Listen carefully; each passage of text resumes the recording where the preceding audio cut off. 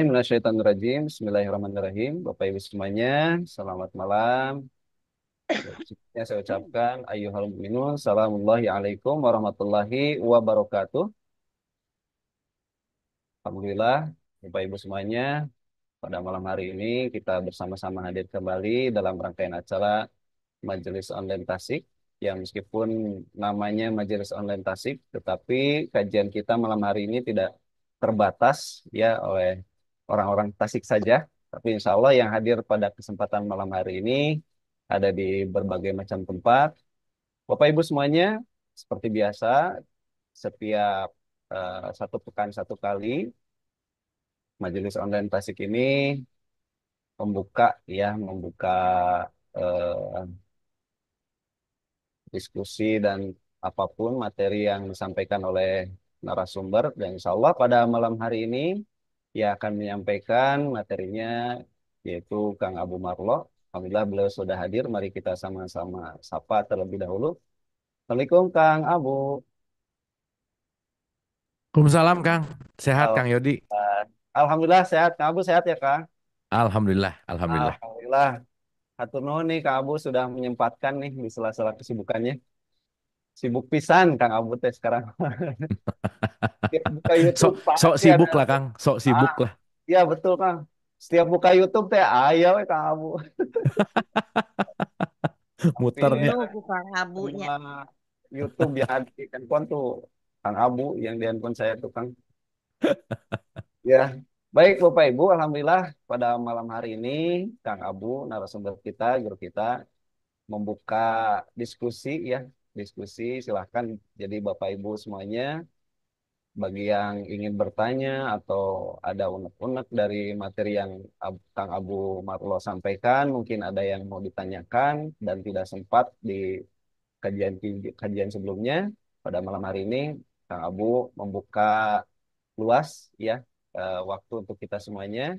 Jadi silahkan bagi Bapak Ibu semuanya, bagi yang mau bertanya, ini waktunya. Tapi sebelumnya dipersilakan dulu pada Kang Abu untuk membuka. Silahkan Kang Abu. Oke. Auzubillahi minasyaitonirrajim. Bismillahirrahmanirrahim. Robbi auzubika min hamazati sayatin wa auzubika robbi ayahdurun. Robbi srohli sodri wa yassirli amri wahlul 'uqdatam min lisani yafqahu qauli. Assalamualaikum warahmatullahi wabarakatuh. Alhamdulillahirabbil alamin, segala puja-puji milik Allah Subhanahu wa taala yang atas rahmat karunia kasih sayangnya. Alhamdulillah pada malam hari ini seperti biasa kita belajar bersama lagi, kita berkontemplasi bersama lagi, dan yang paling terpenting kita datang ke sini sesama murid ya. Dan saya selalu mendisklaimer bahwa saya bicara di sini bukan mau menggurui, bukan mau menceramahi apalagi, karena kita semua di sini kata kuncinya adalah teman bertumbuh yang terus-menerus tidak lelah untuk kita belajar gitu, karena pada dasarnya sebanyak-banyak yang kita tahu, lebih banyak yang kita nggak tahu gitu ya. Kita belajar lagi mengosongkan, kita belajar lagi lebih apa namanya, lebih lepas gitu ya, untuk melepaskan masa lalu gitu, untuk bagaimana kita tidak ter apa ya, kita tidak terkekang gitu ya dengan pemikiran lama gitu. Dan ya seperti biasa namanya pertumbuhan itu selalu terjadi gitu ya, makanya nggak ada yang udah gitu, tidak ada yang menguasai gitu, karena kita semua sedang berproses menuju kepada pertumbuhan yang sangat-sangat dinamis gitu. Dan ada baiknya teman-teman ibu dan bapak, sebelum kita mulai mungkin kita hening dulu sejenak, kita santai rileks dulu. Jadi supaya pikiran kita nggak terlalu sibuk, santai dan rileks. Al-Hadiniyah, Al-Fatihah.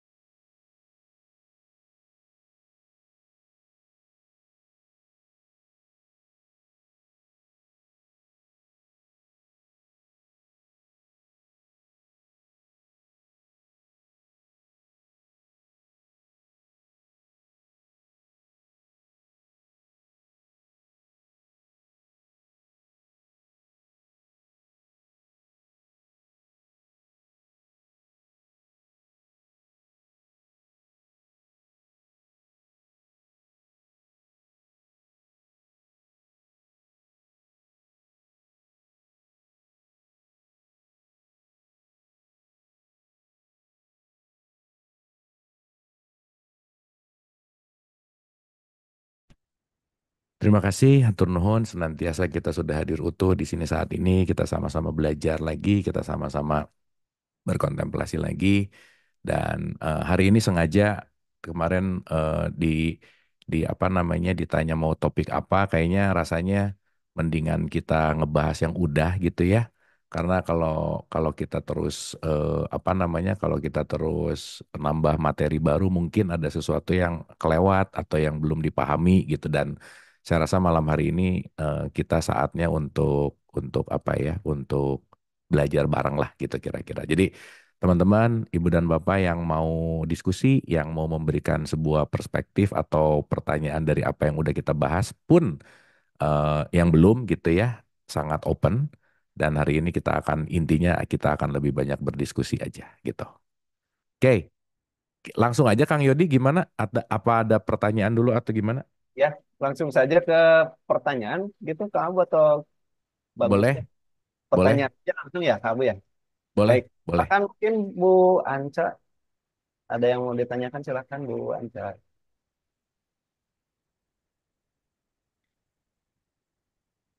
Oh iya, mohon maaf. Ya, silakan maaf Bu Anca.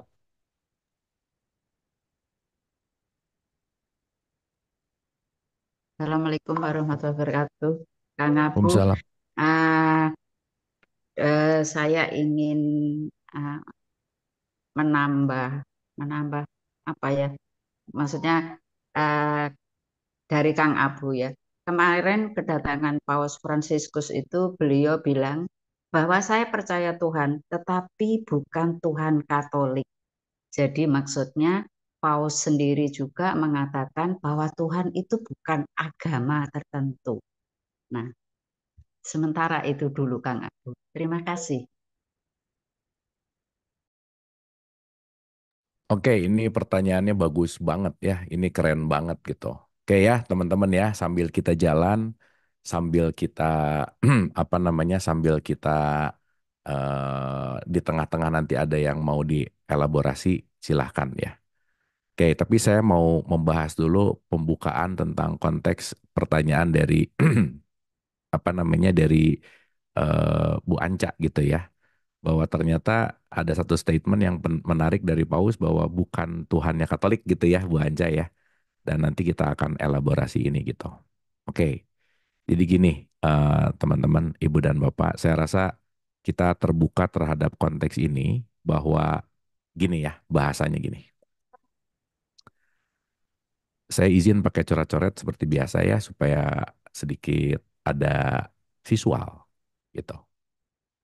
Oke, kan kalau kita bicara dalam konteks yang namanya Tuhan tuh apa sih gitu ya. Dan nanti kita ngerti bahwa kalau kita bicara dalam konteks ini aja ya, kalau kita dalam konteks perbedaan gitu, itu selalu ada di kalimat begini. Oh iya, saya pakai ayatnya dulu kali ya supaya supaya enak ya. Ini loh, ini penting sih. Oke, sesungguhnya orang-orang mukmin 262 ya. Orang-orang Yahudi, orang-orang Nasrani, dan orang-orang Sabi'in, siapa saja di antara mereka yang benar-benar beriman kepada Allah, hari kemudian dan beramal soleh, mereka akan menerima pahala dari Tuhan mereka, gitu. Tidak ada kekhawatiran kepada mereka, dan tidak pula mereka bersedih hati, gitu. Ya, jadi Quran sendiri bilang bahwa multi perspektif gitu ya, dan apalagi kalau kita bicara di 22 berapa 17 gitu misalnya. Terus dibilangin gini, sesungguhnya orang-orang yang beriman, Yahudi, orang-orang Sabiin, orang-orang Nasrani, Majusi, dan musyrik sekalipun gitu ya, sampai dikasih level musyrik sekalipun gitu, Allah akan memberi keputusan di antara mereka pada hari kiamat, sesungguhnya Allah menyaksikan atas segala sesuatu gitu. Nah, sekarang kita lihat dulu dalam konteks ini nih. Kalau kita bicara bahwa kenapa sih selalu disebut Allah itu atau Tuhan itu adalah Esa gitu ya kira-kira. Makanya ada simbol, ada fungsi gitu misalnya. Clear ya. Jadi ada simbol, ada fungsi di situ gitu. Nah, sekarang yang jadi menarik adalah ketika kita lahir ini kan langsung dikasih tahu dengan kata-kata atau simbolnya gitu. Bahwa kan kalau kita bicara dalam konteks Tuhan itu kan dalam Quran itu selalu menggunakan kata dia ya gitu. Maka sembahlah dia gitu. Nah, si dia ini intinya adalah ada sesuatu yang memiliki higher apa ya, tinggi ya gitu ya, maha. Intinya adalah ada sesuatu yang maha daripada hamba lah gitu kira-kira. Maka kalau kita bicara dalam konteks ini bahwa simbol dan fungsi ini bisa bisa berantem kalau kita nggak ngerti perbedaan dua ini gitu. Saya kasih contoh sederhana begini. Ada hari ini yang jadi presiden itu Pak Jokowi gitu. Maka simbolnya adalah Pak Jokowi, fungsinya adalah presiden gitu. Nah sekarang saya tanya, yang nggak boleh hilang yang mana? Ya jelas dong, simbol bisa berubah, tapi fungsi tetap ada gitu. Jadi kalau sekarang fungsinya sebagai dia, fungsinya sebagai sesuatu yang the higher gitu, mau simbolnya apapun itu hanya menyimbolkan sesuatu gitu. Makanya dalam tradisi Islam disebut Allah, dalam tradisi yang lain disebut Brahman, Atman, Yahweh, apapun penamaannya gitu kira-kira. Sehingga kalau kita berbicara Tuhan yang Maha Esa, Esa itu kan satu kesatuan yang tidak terpisah gitu kira-kira. Nah, berarti kan kalau kita kembali kepada perspektif dalam tradisi Islam aja, innalillahi wa inna ilaihi rojiun. Semua berasal dari dia dan akan kembali kepada dia gitu. Berarti kan kalau semua dari dia, sumbernya sama dong kalau gitu. Dia gitu. Makanya kalau bicara dalam konteks, nah satu ya, supaya kita juga lebih bisa menyadari gitu ya. Nih, di surat 24 ayat 35 gitu misalnya. Allahun Nur, aku ini adalah cahaya gitu. Jadi menarik bahwa digambarkan bahwa Allah adalah cahaya langit dan bumi. Jadi kalau kita bicara dalam konteks apapun, Allah itu adalah apa sih? Allah itu adalah cahaya sebetulnya. Gitu. Dan kita udah bahas panjang lebar gitu ya. Salah satu pengertian Allah itu apa? Allah itu adalah sang realitas juga gitu kira-kira. Nah berarti kan alif lam lam ha itu kan sebetulnya nama ya. Dan setiap nama pasti ada barangnya gitu. Nah, saya lahir dalam tradisi Islam, dikasih tahu bahwa sumber dari segala sumber namanya adalah Allah, gitu kira-kira. Berarti nanti teman-teman ada yang manggil dewa, ada yang manggil Yahweh, ada yang manggil Sang Hyang. Itu kan hanya berbicara dalam konteks yang namanya asma gitu, nama gitu. Contoh ya, contoh teman-teman. Cai, banyu, water. Nah, saya tanya, barangnya itu-itu juga nggak kira-kira? Cai yaitu, banyu yaitu, water juga yaitu, gitulah kira-kira. Nah, sehingga dalam perspektif ini, ketika kita bicara dalam wilayah yang namanya dia gitu, dia akan dikenal dengan berbagai yang namanya simbol gitu. Maka bersimbol sebagai A, bersimbol sebagai B, bersimbol C, D, E, apapun itu penamaannya, ini hanyalah bentuk visual dan simbol untuk menunjukkan sesuatu yang esa itu sendiri gitu kira-kira.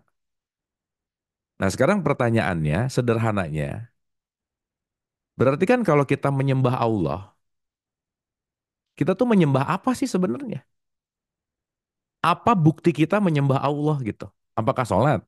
Belum tentu. Makanya ibadah dan sholat di iftitah dibisahin. Inna sholati wa nusuki gitu.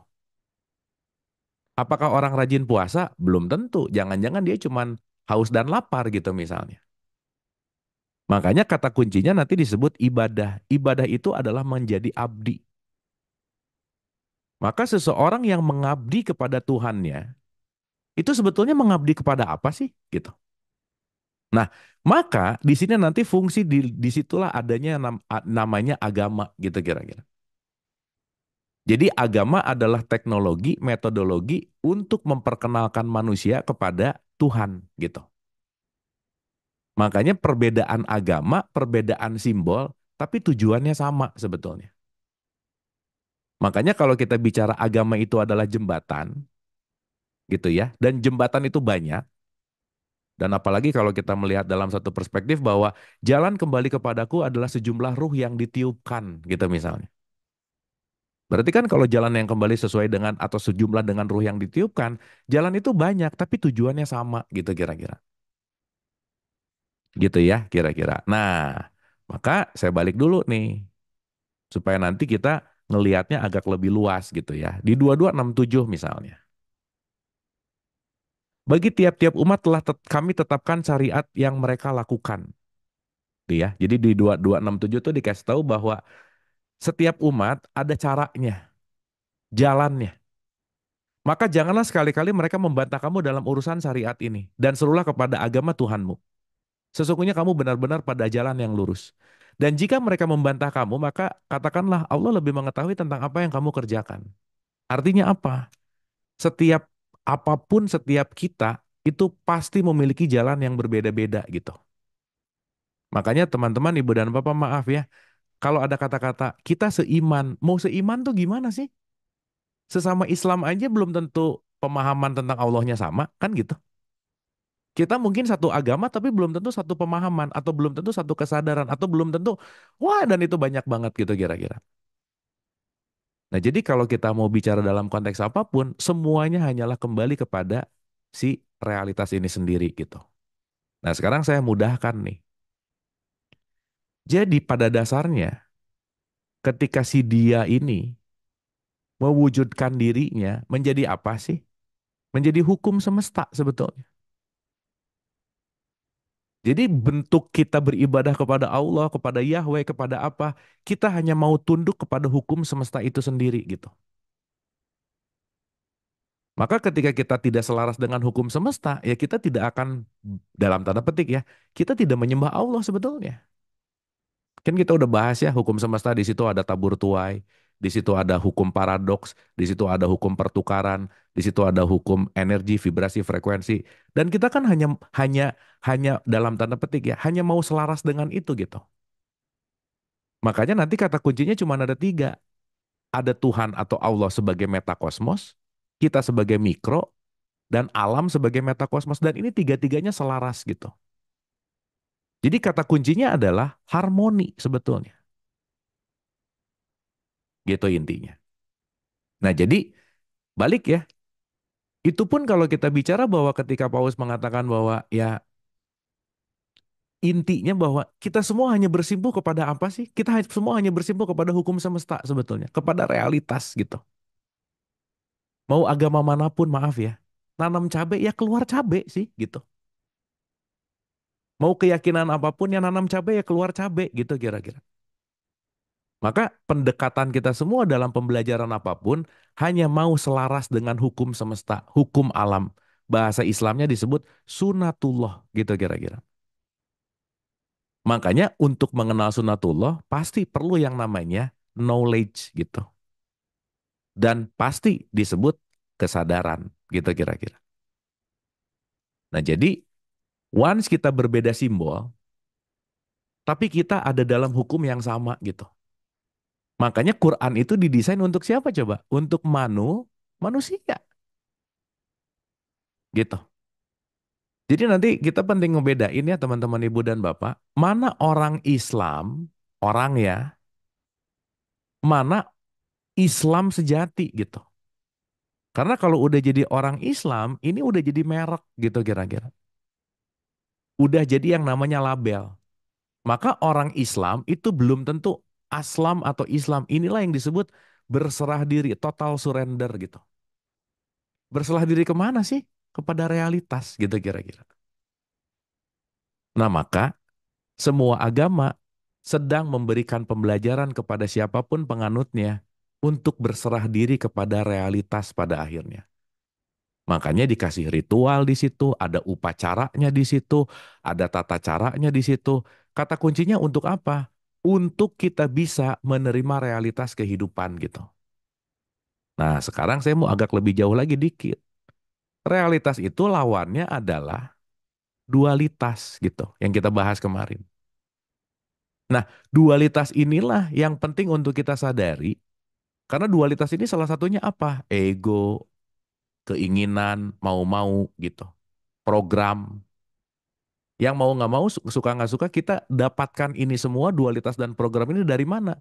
Dari orang tua kita gitu. Bu Anca kalau lahir di Vatikan, kayaknya Katolik deh, Bu. Kayaknya gitu. Nggak mungkin jadi, ya bukan nggak mungkin sih. Tapi karena lingkungannya seperti itu ya, figur otoritasnya ada di situ ya begitu gitu. Dan saya juga, ya, kita semua nggak lahir nggak milih agama kok, gitu kira-kira. Nah makanya kadang-kadang orang yang lahirnya udah agamanya Islam, nggak serius banget belajar Islam. Kenapa? Udah ngerasa aman masalahnya gitu. Padahal keamanan itu tidak terletak dari agamanya, tidak terletak dari identitasnya gitu. Maaf ya, mau identitasnya Islam tapi dia banyak nolak realitas hidup, tetap aja. Pasti hidupnya nggak akan bisa mengalir dalam, ya intinya hidupnya nggak tenang, damai, bahagia gitu. Pasti hidupnya banyak pertentangan gitu kira-kira. Jadi dalam perspektif ini yang ingin digarisbawahi bahwa yang berbeda itu hanya simbol. Tapi kita dalam hukum semesta yang esa gitu. Makanya kenapa di Pancasila itu bukan Tuhan yang satu, tapi Tuhan yang esa, yang selalu menyatu gitu. Nah nanti akhirnya akan keluar dalam konteks apa? Belief system. Nah makanya kan Quran bilang bahwa lakum dinukum waliyadin aja gitu. Kamu punya cara, aku punya cara. Dan caranya kamu dan caranya aku, ya udah karena tujuannya mau ke tempat yang sama gitu. Dan kalau tujuannya ke tempat yang sama, ya kita tahu bahwa semua orang punya keunikan dan punya caranya masing-masing pada akhirnya. Nah, nanti kita akan ngerti bahwa, oh, ternyata caranya dia dan caranya aku beda, tapi cuman beda di cara. Tujuannya semuanya sama kok. Mau kepada sumber yang sama, gitulah kira-kira. Nah, jadi kalau kita bicara dalam konteks ini gitu ya, kita akan lebih terbuka pemikiran kita ketika ujung-ujungnya satu sih.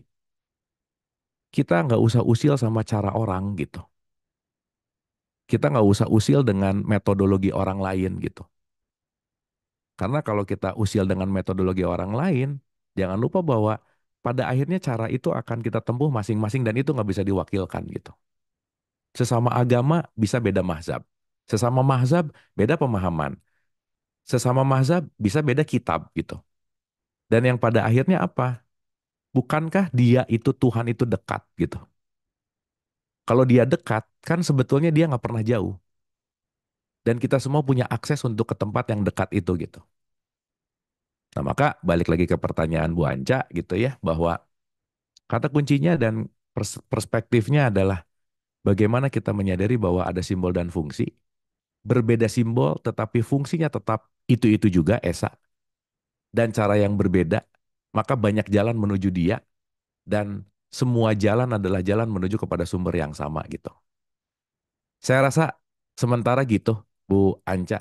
Mungkin ada perspektif atau ada lagi?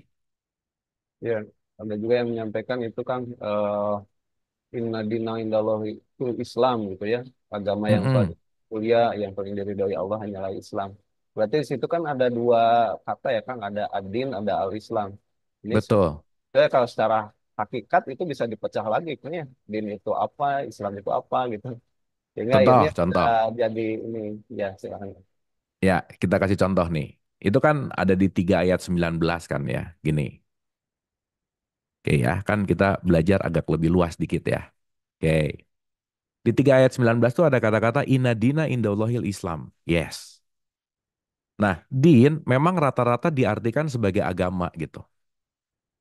Tapi yang menarik di Al-Fatihah itu Maliki Yaumiddin, din nggak diartiin agama gitu. Gitu kan. Makanya banyak sekali sih perspektif din. Tetapi yang mendekati untuk kita bisa paham tentang konteks din, din itu artinya adalah kesadaran. Ya, contoh aja dulu ya, kita pakai logic thinking sedikit nih. Let's say, kita pakai pemahaman umum adalah sesungguhnya agama yang diridhoi Allah hanyalah Islam. Ya oke, sekarang saya tanya, emang sekarang yang KTP-nya Islam, apakah udah Islam gitu? Dalam konteks ketika agama di sini hanya dalam wilayah kemasan, berarti kalau bicara bahwa agama Islam, berarti ini lagi mau bicara dalam satu kubu dong gitu. Sementara ya di 45 ayat 20 tuh ada kalimat gini. Hadza baso irulinas, Quran adalah pedoman bagi manusia gitu. Berarti pertanyaannya kalau Quran pedoman bagi manusia, berarti kan ini juga berlaku bagi semua manusia gitu kira-kira. Nah, kita penting untuk menyelami lagi kata-kata Islam ini apa sih sebetulnya gitu. Karena kalau kita bicara sesungguhnya agama yang diridhoi di sisi Allah hanyalah Islam. Saya lahir KTP-nya Islam. Wah, saya diridhoi gitu. Nah, terus yang diridhoi yang mana gitu? Sementara satu lagi, misalnya 49:13 lah, ini yang legend banget lah ya. Sesungguhnya kami menciptakan dari laki-laki dan perempuan ini. Inna akramakum indallahi atqakum itu kan kalimatnya, yang paling mulia di antara kamu adalah orang yang paling takwa gitu. Oh, berarti kalau kemuliaan itu ada di ketakwaan, berarti takwa bukan identitas dong.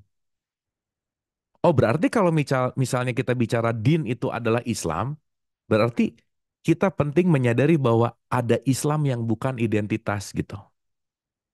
Makanya di surat 4 ayat 125, oh ini asik banget kalimatnya.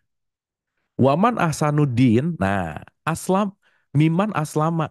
Dan siapakah yang lebih baik dinnya, kesadarannya, agamanya? Nah ini baru diterjemahkan secara lugas. Orang yang ikhlas menyerahkan dirinya kepada Allah. Sekarang saya tanya, siapa orang yang ikhlas menyerahkan dirinya kepada Allah? Orang yang berserah kepada realitas. Berarti orang yang sudah mengalahkan dirinya, mengalahkan egonya, mengalahkan keinginannya, dan realitas apapun yang terjadi, aku terima. Sakit, aku terima. Sehat, aku terima. Maaf ya, mau KTP-nya Islam begitu sakit, ngeluh, ya sakit. Berarti dia tidak menerima realitas. Nggak Islam dong, gitu kira-kira. Berarti kata kunci dalam konteks yang namanya aslam di sini, itu tidak terletak hanya dalam wilayah konteks yang namanya merek gitu. Nah jadi balik lagi, memang nggak mudah untuk kita paham ini gitu. Memang agak sulit untuk kita memahami ini ketika kita memiliki kerangka berpikir dalam konteks yang namanya tidak terbuka gitu. Karena maaf ya, kita ini maaf banget nih. Kita ini sudah terdogma dan terdoktrin bahwa agama kamu yang paling benar ya gitu. Yang lain pokoknya salah aja gitu. Yang lain pokoknya neraka aja gitu. Gitu kira-kira. Nah makanya kalau kita eh, ini kan lucu ya. Nih, jadi rebutan surga tuh emang udah datang dari dulu sih, gitu kira-kira. Dulu tuh Yahudi sama Nasrani berantem gitu. Jadi kalau kampung akhirat itu emang untuk kamu, ya kamu mati aja, gitu kira-kira. Jadi artinya apa? Ini adalah claiming hanya dalam konteks yang namanya identitas gitu. Padahal secara esensial bahwa Islam sendiri itu tidak terletak pada identitasnya gitu. Jadi Islam itu adalah kesadaran, Islam itu lebih kepada the way of life gitulah kira-kira teman-teman ibu bapak. Nah jadi kalaupun sekarang yang kita udah KTP-nya Islam, maaf ya, yang Islam tuh baru identitasnya gitu. Tapi jiwanya apakah Islam? Belum tentu. Karena ketika kita banyak penolakan kepada realitas, jiwanya tertutup oleh ego. Tertutup itu bahasa Arabnya kafir, ya kafir juga gitu. Makanya kafir itu nggak ada kaitannya sama KTP apa, enggak. Ketika ego menutupi apa ya keberserahan diri kita, ketika kebencian menutupi welas asih kita, ya disitulah kita sedang menjadi konteks yang namanya tercover itu sendiri gitu. Nah, jadi saya rasa dalam pemahaman ini kita bicara yang lebih luas gitu ya teman-teman ibu dan bapak, wabil khusus dengan pertanyaan Bu Anca tadi gitu. Jadi Paus tuh keren bahwa ya Tuhan yang aku tahu bukan Tuhan yang agamanya ini karena maaf ya Tuhan nggak punya agama ya gitu by the way dalam tanda petik. Tetapi dalam setiap peradaban, orang mengenal Tuhan dengan caranya. Dan kita mengikuti tradisi-tradisi itu gitu. Nah, saya dengan tradisi Islam mengenal Tuhan namanya Allah gitu kira-kira. Gimana cara mengingatnya? Dengan cara sholat. Teman saya nggak dalam tradisi Islam, mungkin ke gereja gitu. Dan pertanyaannya, Allah nggak ada di masjid, Tuhan nggak ada di gereja. Buktinya pas pandemi nggak ke masjid nggak ke gereja ya, atau nggak bisa ketemu Tuhan gitu kan? Enggak ya. Makanya Allah ngasih tahu, aku lebih dekat kepadamu dari urat leher. Gitu kira-kira. Gampangannya gitu, Kang Yodi. Siap. Berarti ini Kang di surat 2 ayat 132 nih Kang. Dan Hmm. surat 3 102. Maka janganlah kamu mati kecuali dalam memeluk agama Islam. Nah ini maknanya gimana berarti Kang kalau gitu kan? Janganlah Memeluk kamu agama mati, Islam. ya, janganlah kamu Ya. mati sebelum kamu berserah total kepada realitas gitu, Kang. Hmm.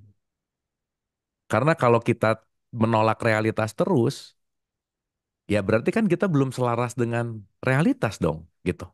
Stres Kang ya mati. Stres. Jangan meninggal dalam keadaan stres lah gitu kan. Jangan meninggal dalam keadaan depresi, stres, Depresi banyak gitu. keinginan, banyak mau-mau gitu. Iya, iya. Kang, maaf ya. Salah Hmm. satu indikator nih, Kang. Contoh aja ya, kita belok dulu nih ke 4613 nih ya. Nih, kita ngomongin di realitas aja nih. Contoh, sesungguhnya orang-orang yang mengatakan Tuhan kami ialah Allah dan mereka tetap istiqomah, maka tidak ada kekhawatiran terhadap mereka dan tidak pula mereka berduka cita. Betul nggak, Kang? Orang-orang yang bersyahadat, ngomong tiada Tuhan selain Allah, Tuhan kami ialah Allah. Apa sih indikator mereka? Satu, nggak khawatir. Yang kedua, nggak banyak duka cita. Lah ini orang sholatnya rajin tapi stres, kumaha Kang? Nah, berarti belum Islam. Nah, berarti belum Islam. Berarti syahadatnya baru basa-basi gitu. Baru Betul omdo nggak, ya. Kang? Baru Baru omdo. omdo ya. Makanya saya sering sering nganalogikan gini. Saya suka nanya ya sama audiens.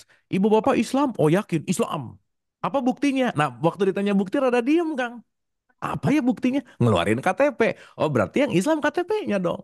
KTP-nya dong. KTP-nya. Terus ada yang bilang, oh aku kan syahadat. Asyhadu Allah. Lah, burung beo juga diajarin syahadat mah bisa ngikutin gitu.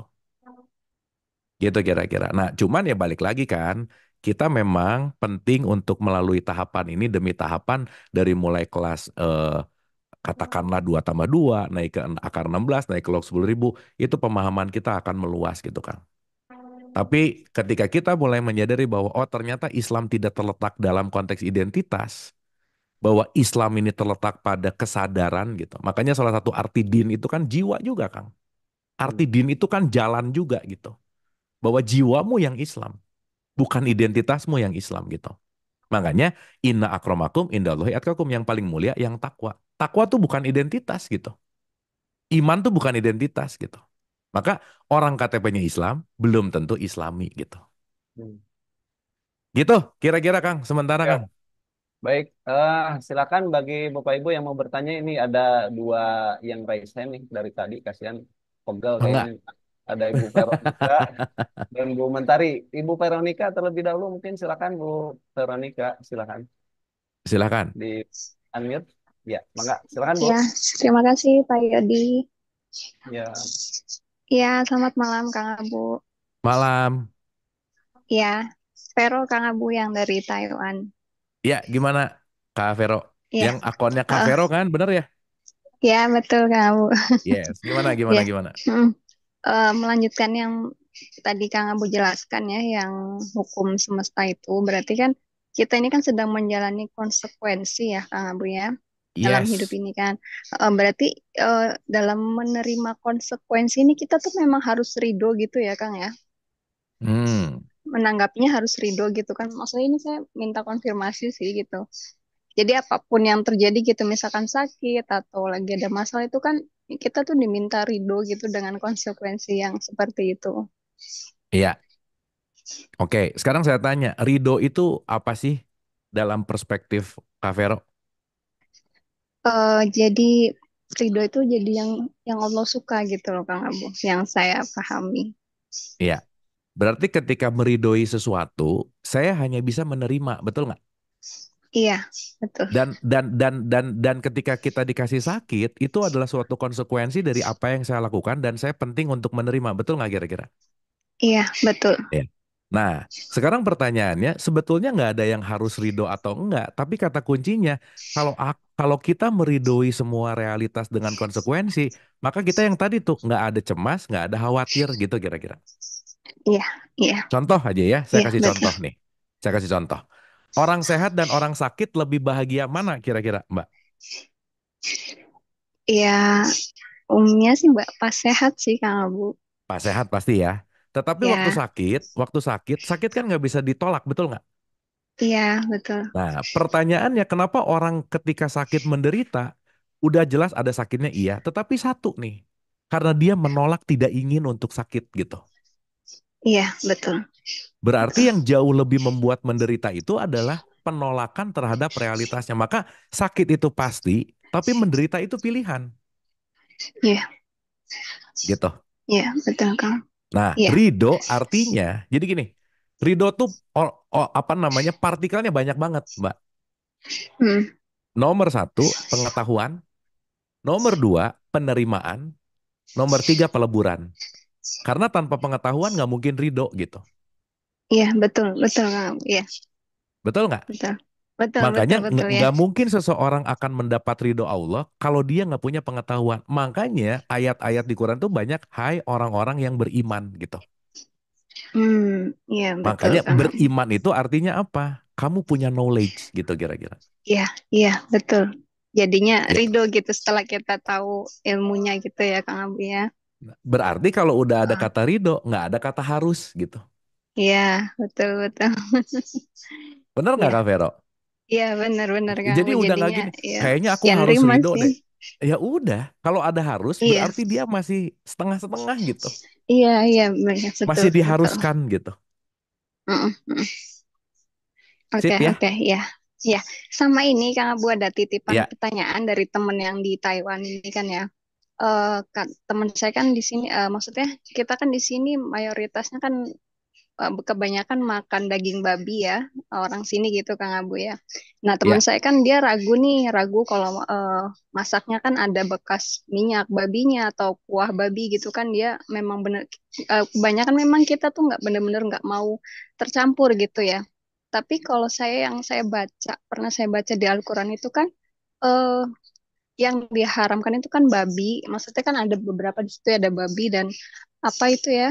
Maksudnya kalau memang bukan kita kemauan kita yang ingin makan itu katanya maksudnya bisa gitu. Maksudnya nggak apa-apa gitu loh. Gimana ya Kang Abu? Minta ya. Ini dijelaskan. memang agak panjang ya kalau kita mau cerita gitu ya, karena itu, Mhm. aduh, itu luas banget sih Kak Vero. Iya, Cuman iya, iya. kayaknya ini penting pembahasan yang agak lebih spesifik ya gitu ya. Agak susah gitu kita Mhm. bahas di ruangan umum gitu. Karena Iya, banyak hal yang nanti kita harus telaah dulu gitu. Gitu. Nah, tapi dalam konteks apapun, kalau kita bicara dalam wilayah apapun kan intinya ketika kita berwaspada, yang penting kan kewaspadaannya gitu dan berusaha iya, gitu. iya. Itu sih Kak Vero. Karena pada Mhm. dasarnya maaf ya, ini saya suka kasih analogi gini. Ada orang ketika ngomong, aku nggak makan babi, kenapa? Karena babi haram. Mhm. Tapi saya suka nanya, terus tapi kalau uang haram gimana? Senyum gitu. Kalau sama uang haram dia nggak takut gitu, Kak Vero ya. Tapi sama Iya, babi iya, takut betul, gitu. betul. Iya, Nah, iya, jangan-jangan bukan masalah babinya gitu. iya, Dan kata betul, kuncinya nanti betul. kita akan ngerti bahwa konteksnya bukan dalam wilayah hanya dalam fisikal gitu. Makanya kalau dalam Mhm. fikih pun misalnya tidak ada makanan lagi dan hanya tersisa hanya babi ya nggak apa-apa Iya, gitu. iya, iya, iya. Saya Nah, pernah baca berarti itu kalau sih, Kang. misalnya udah kita berusaha, udah gimana orang wilayahnya di situ semua orang makan dan kita ada di situ, kan juga dalam konteks bukan untuk jadi menyulitkan gitu, Iya, Kak betul, Vero. betul. Iya, iya, Kang. Iya, Sip ya. paham.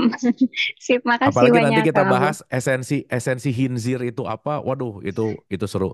Dan maaf ya, Oke, oke. salah satu pemahaman esensial dari hinzir itu artinya rakus gitu. Jadi jangan Hmm. sampai misalnya saya nggak makan babi, tapi saya juga rakus sama harta orang gitu. Itu sama aja makan babi gitu Oh iya. sebenarnya. Oh iya, iya, paham, paham. Iya. Oke, Itu intinya bahasa bukan di sederhananya. daging babinya ya. Iya, iya, Kang Abu. Oke. Iya. Oke, Ya, oke, makasih, Kang Abu. sip ya. Makasih. Ya, Ya, makasih. ini Ya, Kak Vero. makasih. Baik, silakan berikutnya Bapak Ibu. Ini Kang Abu ada titipan pertanyaan sebelum ke yang lain. Ini Mangga. cara bisa terhubung jiwa lewat dengan apa? Maaf. Eh, cara bisa terhubung lewat jiwa dengan yang jauh katanya kan. Ingin belajar menyampaikan rasa tidak dari suara tapi rasa katanya kan. Ini gimana Iya. kan? Bisa. Maaf. Oke. Ini tuh rada-rada nge-lag ya. Bentar ya. Saya switch internet sebentar aja. Siap-siap Kang. Teman-teman saya nge-lag nggak? Maaf, punten. Aman sih Kang. Oke. Kang 2 menit punten Kang. Ini saya harus ganti internet deh kayaknya bentar. Siap-siap, baik. Baik, aduh alhamdulillah nih Bapak Ibu banyak sekali pertanyaan. Semoga semuanya tersampaikan ya Bapak Ibu, mohon bersabar. Tapi kayaknya seru juga nih ya Bapak Ibu kalau dari awal gitu ya dibuka termin pertanyaan, kalau dengan Kang Abu tuh lebih seru kayaknya. Baik, kita tunggu Bapak Ibu. Kang Abu sedang memperbaiki dulu internet. Memang di sini sedang hujan ya di Bandung. Mungkin di yang lain juga ada yang sedang hujan atau tidak. Ya, sebentar ya Bapak Ibu, sebentar. Mohon ditunggu.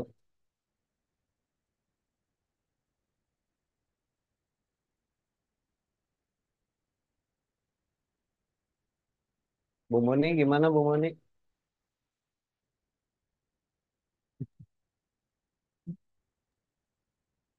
Ada pertanyaan Bu Muni? Oh, banyak sekali. Banyak sekali. Tapi Bu Muni tidak raisen ya. Yang raisen dulunya, punten ya Bu Muni. Alim, Ya, ya siap. Kamu silakan. mangga, Gimana? mangga, mangga, mangga, mangga. Oke, Ya, halo Bu Muni. mudah-mudahan ini better ya. Oke nggak sekarang? Oke, Oke, oke. Suara aman Oke, sih kan? aman, aman ya. aman. Suara Ini tuh aman kan? internet lagi ngaco ya sebentar, Mbak.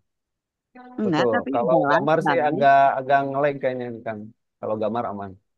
Di saya mah bagus Gambar kok. maaf, suara aman, suara aman. Oh iya, oke, sip. Ya udah sambil jalan aja ya. Ya, siap Kang. Silakan Kang. Oke. Jadi gini, eh saya mungkin mau menjelaskan ini dalam konteks yang namanya kita bicara dalam wilayah gini. Kalau kita bilang tentang energi, ya, itu pasti terkaitannya dengan vibrasi dan frekuensi gitu. Ibu dan Bapak jangan lupa, kita ini lautan vibrasi loh, gitu ya. Kita ini semua lautan vibrasi gitu. Jadi sebetulnya kita ini semua terkoneksi satu sama lain dengan vibrasi sebetulnya. Jadi kalau ibu bapak ngelihat saya sebagai fisik, fisik ini sebetulnya adalah energi yang memadat gitu. Jadi kalau fisik ini adalah energi yang memadat, sebetulnya kita ini semua hanyalah berkomunikasi melalui gelombang. Jadi kita ini bicara dalam wilayah gelombang kok sebenarnya. Makanya gelombang ini nanti kaitannya kemana? Gelombang ini kaitannya kepada kepekaan yang namanya feeling atau perasaan gitu. Makanya nanti katanya ada di rasa gitulah kira-kira. Ya. Jadi saya mau cerita dulu dari wilayah ini supaya nanti kita ngerti. Contoh aja ya, saya kasih contoh yang real gitu. Nanti kapan-kapan kita bahas satu sesi khusus, saya perlu 2 jam ngejelasin ini tentang tubuh dan vibrasi. Nanti kita bahas lebih detail ya. Cuman ini untuk sederhananya aja. Seorang ibu itu akan tahu anaknya tidak baik-baik aja meskipun begitu ditanya, Teh atau Neng kenapa? Mulutnya ngomong, aku nggak apa-apa. Tapi ibu akan tahu vibrasi anak nggak kenapa-kenapa atau sedang tidak baik-baik aja, datangnya dari mana? Dari gelombang gitu kira-kira. Makanya kalau kita sadar bahwa kita adalah gelombang yang berkaitan erat satu sama lain, maka ketika kita, maaf banget nih, ketika kita punya bad thinking gitu ya, punya suuzon atau hal yang buruk dalam perasaan kita, itu sangat memengaruhi ke sekitar gitu kira-kira. Contoh ya, contoh. Ibu bapak pernah nggak kalau kedatangan orang ini, terus suasananya jadi nggak nyaman gitu? Atau sebaliknya, begitu ada orang, kedatangan orang ini tuh kenapa ya bikin suasana jadi nyaman banget, jadi enak banget. Suasana orang ini tuh ngebuat vibes-nya tuh jadi oke lah gitu kira-kira. Nah jadi kalau kita mulai menyadari bahwa kita ini semua terhubung dengan yang namanya gelombang, dalam konteks yang namanya vibrasi, maka komunikasi kita tuh adalah komunikasi gelombang sebetulnya. Maka once kita dalam level-level frekuensi yang rendah, kita akan menarik frekuensi yang rendah juga gitu. Ini dalam penelitiannya Bruce Lipton ya, contoh aja ya misalnya. Teman-teman ibu bapak kalau ada nggak udah lama nggak ketemu sama orang, terus di dalam hati tuh ada rasa kepikiran orang ini gitu.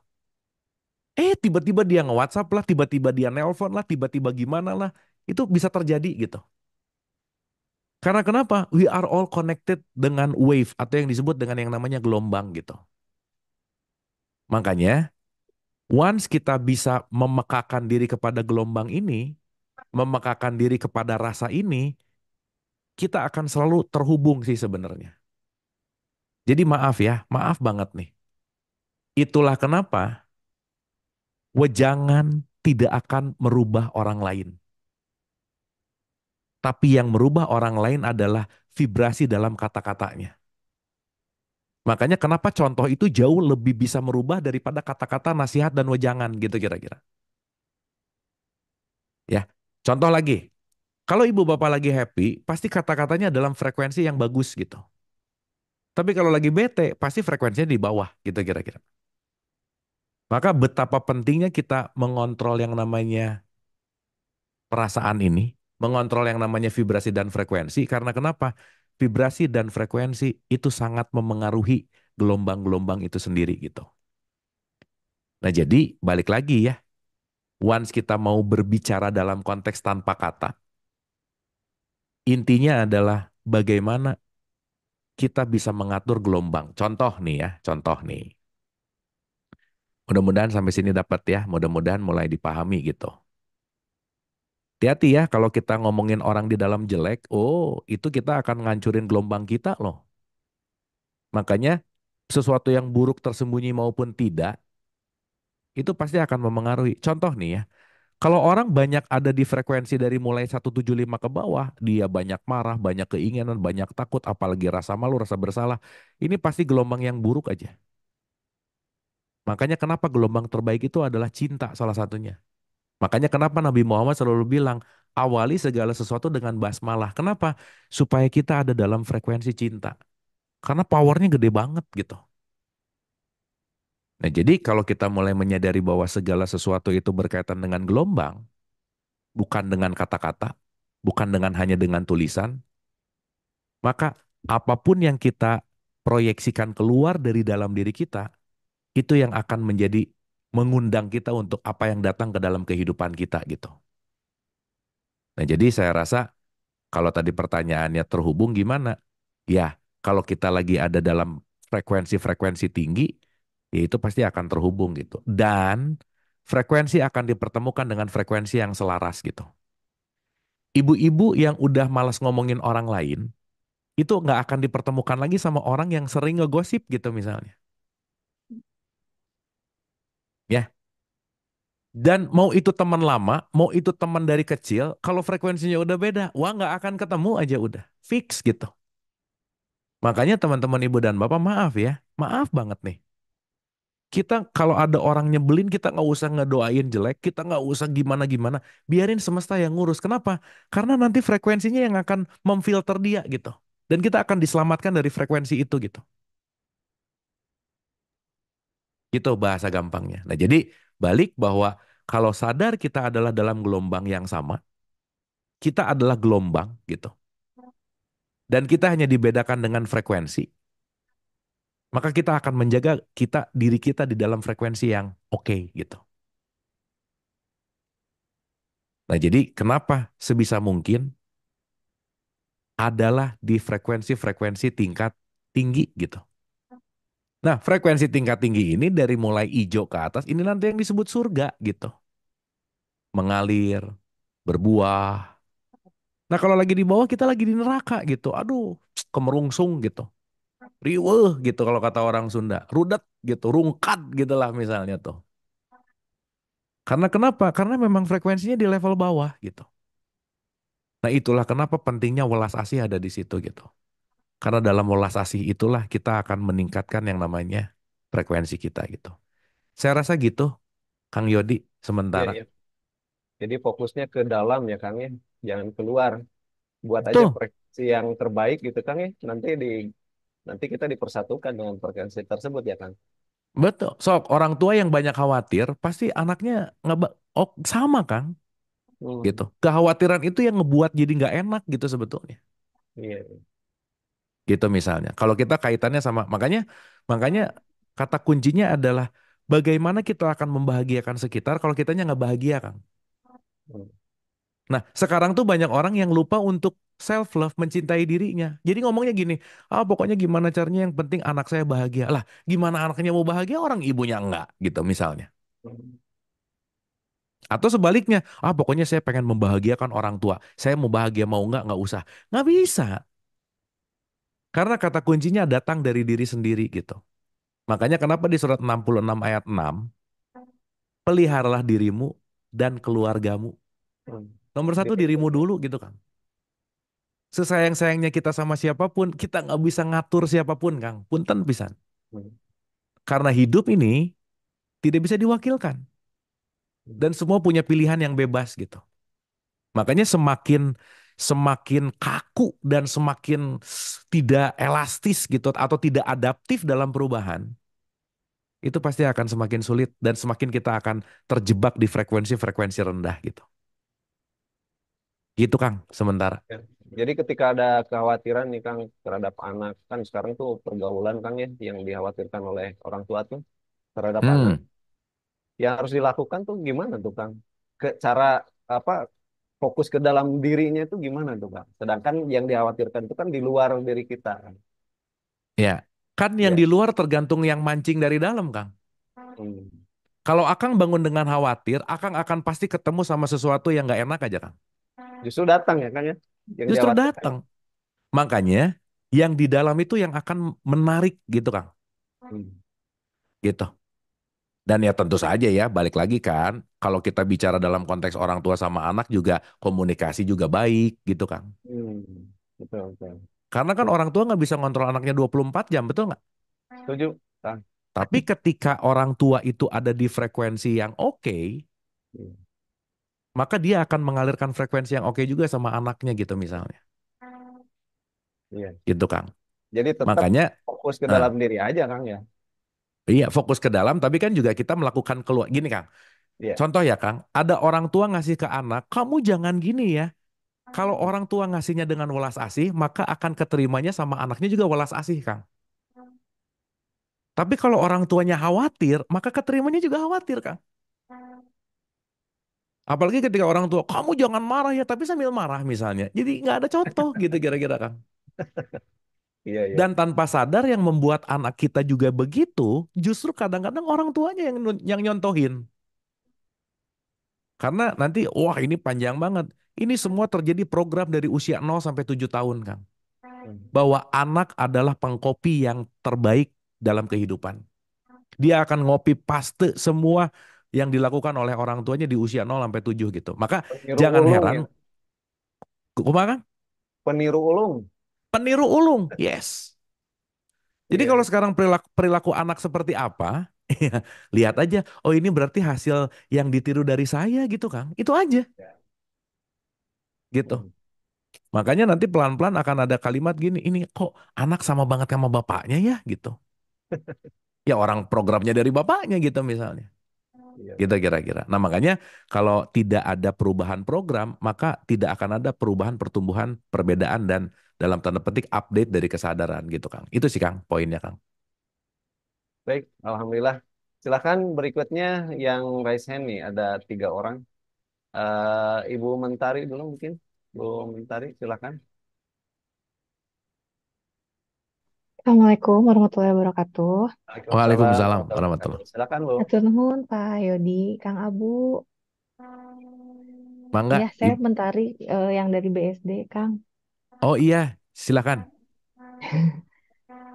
Sebetulnya pertanyaan saya ini tuh masih agak relate ya dengan pertanyaan Kak Vero, terus tadi Kang Yodi tentang penerimaan realitas, ridho, terus overthinking gitu, dan juga menyadari konsekuensi, Kang. Hmm, Ini saya izin ya Kang bertanya tentang hal spesifik ya ya. yang sedang saya hadapi Kang saat ini. Hmm, Jadi cerita sedikit Kang, lusa ini saya akan berangkat sidang di pengadilan negeri Kang sebagai saksi. hmm, Ini tuh hal baru ya Kang untuk saya karena saya di sini sebagai pelapor ya Kang. Sebelumnya Hmm. saya belum pernah ada pengalaman di sini Kang. Jadi ketika ada surat panggilan dari jaksa itu sudah mulai tuh ada,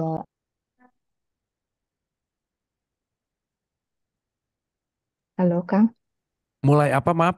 Tadi kepotong. iya Mulai apa maaf? sudah mulai ada apa ya? eh, Seperti ketakutan-ketakutan, kekhawatiran, oh nanti bisa nggak ya gitu, seperti itulah gitu Kang. Atau itu saya harus head to head dengan pengacaranya si Hmm. terlapor kayak gitu-gitu Kang. Oke. Eh, adakah gitu Kang tips dan trik eh, untuk apa ya shortcut untuk mereduksi overthinking ini ya Kang ya gimana gitu. Hmm. Ya, Nah, itu aja sih Kang oke. ya. Nuhun pisan Oke. Kang. Gini, gini. Makasih pertanyaannya bagus dan ini akan relate ke banyak orang ya. Gini loh. Jadi kita penting untuk sadar bahwa ada bagian diri kita itu yang namanya manas. Jadi kita itu jasad, masuk dikit namanya manas, nanti masuk dikit namanya ruh atau yang disebut dengan sang kesadaran gitu. Oke. Nah, unsur manas atau nafs atau jiwa sama aja. Itu adalah pikiran, perasaan dan emosi. Oke, pikiran, perasaan dan emosi. Dan yang membuat hidup ini tidak nyaman, membuat hidup ini deg-degan apa dan lain, karena gelombang manasnya yang kencang banget gitu. Maka kalau yang tengahnya gelombangnya tinggi, kesadaran nggak akan hadir gitu. Maka yang membuat kenapa kesadaran tidak hadir karena gelombang manasnya itu tinggi banget, terutama di pikiran nanti. Ya. Nah, sekarang pertanyaannya begini. Salah satu hal yang kenapa saya bilang ridho perlu satu adalah knowledge, yang kedua adalah consciousness, yang ketiga adalah acceptance gitu. Kenapa ada tiga ini gitu? Ada knowledge, consciousness, sama acceptance. Kita penting dulu untuk ngerti. Salah satu sifat dari pikiran itu adalah dia mau loncat ke masa depan, future, dan dia maunya senangnya loncat ke masa lalu, ke past gitu. Jadi banyak orang yang tersiksa gara-gara masa lalu yang belum beres dan sesuatu yang belum terjadi gitu kira-kira. Padahal hidup itu cuma ada di sekarang, now gitu. Hidup itu cuma ada di saat ini, sekarang, di sini. Nah makanya dalam perspektif Quran, yang suka ngebawa ke depan ke belakang ini namanya adalah saitan. Saitan itu artinya menjauh. Menjauh dari apa? Menjauh dari realitas gitu. Makanya kan dia ngebisikin terus tuh. Makanya kan dia yuwas wisufi sudurinas gitu. Bisikin terus, bisikin terus. Siapa sih yang suka ngebisikin kita setiap saat? Pikiran kita lah gitu.